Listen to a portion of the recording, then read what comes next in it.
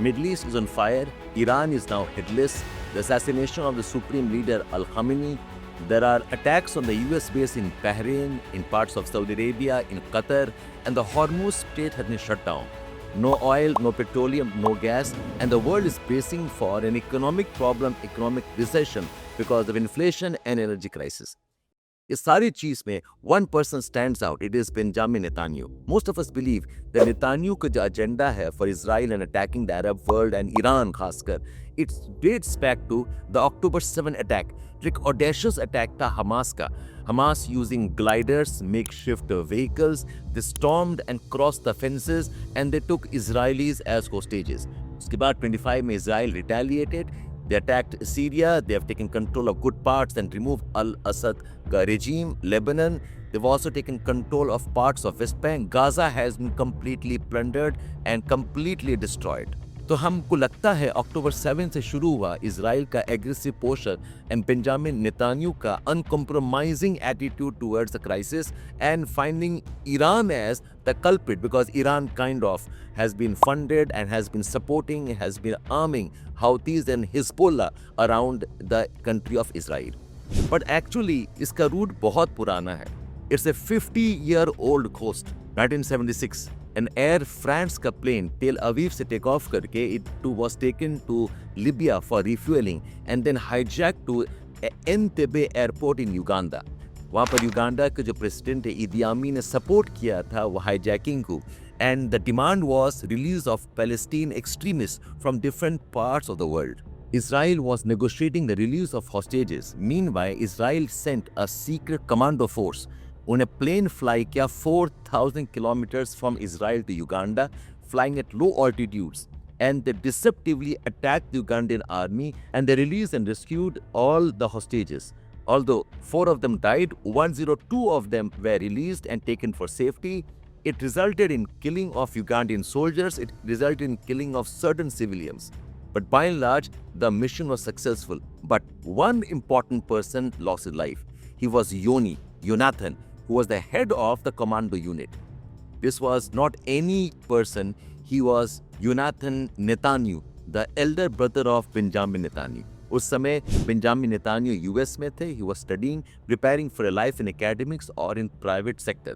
But with the death of his brother, Yonathan Netanyahu, Benjamin Netanyahu entered the public life and the rest we know is history.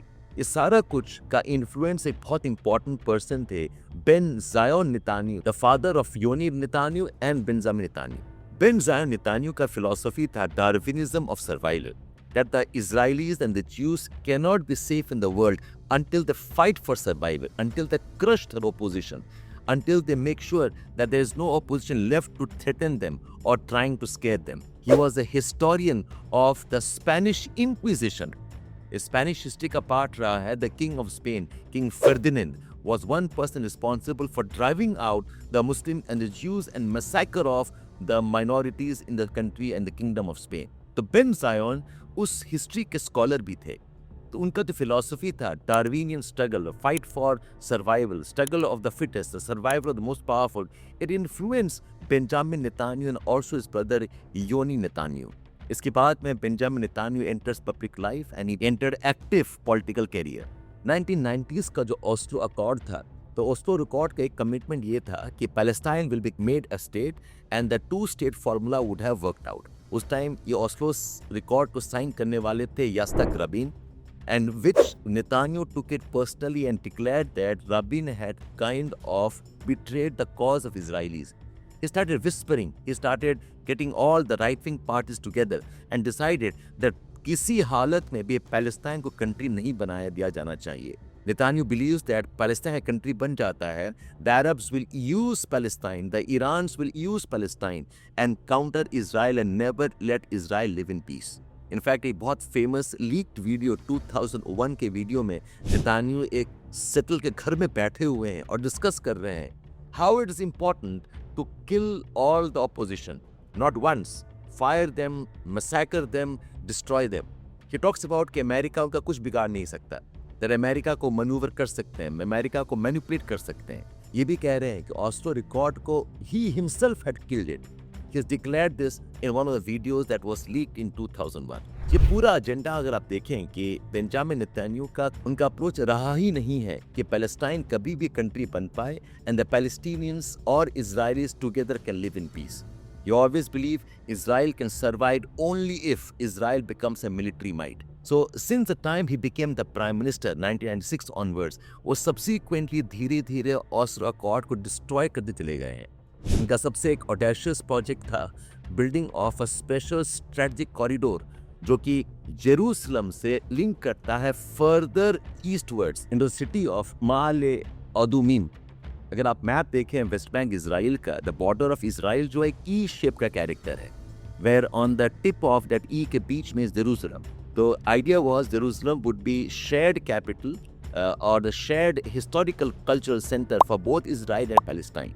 But Benjamin Netanyahu कभी होने नहीं दिए. He developed a special corridor called as the Express E1 corridor, a strategic corridor था that would take the road from Jerusalem to this place called as Maale Adumim. इस corridor से he kind of wanted to bifurcate the entire West Bank कि West Bank कभी भी one contiguous unit नहीं बन पाएगा. और यही नहीं, Netanyahu through his entire political career has been encouraging settlers to settle in parts of West Bank. वो धीरे धीरे इलीगल मीन से हो लैंड एक्वायर करके धीरे धीरे इजरायलीज को मोटिवेट करके इंसेंटिवाइज करके वो वेस्ट बैंक में उनका सेटलमेंट्स बना चुके हैं ताकि फ्यूचर में पॉलिटिकली हो जोग्राफिकली हो it's impossible to root out those people who have settled in parts of West Bank जो कि part of the Palestine country बनने वाला था. तो अगर आप देखें history of Netanyahu, it has always been aggressive. It has always been against the interest of the common Palestinian good. Netanyahu का फिलॉसफी जो है, it is peace from strength. यानी कि जब तक आप इकोनॉमिकली पावरफुल नहीं है, जब तक आप डिफेंस में पावरफुल नहीं है, जब तक आपके पास indigenous range of production of weapons and aircrafts and missiles and stealth technology and cyber technology नहीं है, आप दुनिया में सेफ हो ही नहीं सकते हैं. And he started selling this technologies to his all Arab neighbourhoods, creating Iran as the main terrorist state. He built the narrative around Iran is the main threat for all the Arab nations and that the Arab nation का security जो है Israel ही ensure कर सकता है along with the US का support and US के जो bases हैं across the Middle East. ये पूरे conflict Middle East का is centered around one man, his ideology, his thinking. And it is perhaps the consequence of the ghost that he carries, the trauma, the pain he carries from the death of his brother. This Entebbe raid 1976 का has been made into very famous movies. ये 4-5 movies हैं including actors like Anthony Hopkins also. The 1976 का जो raid था, it was called as Operation Thunderbolt. So ये इसकी भी एक मूवी बनी है Operation Thunderbolt के नाम से 1977 में. एक और मूवी है Raid on Entebbe. And this raid was a very close capture of the entire commando operation. Victory of Entebbe was a very powerful movie starring Kirk Douglas and Anthony Hopkins also. इसके अलावा there's also another movie called as 7 Days in Entebbe. So ये जो personal trauma है that has been the root of the anger, the angst Benjamin Netanyahu carries. Now a thought-provoking idea to all of you.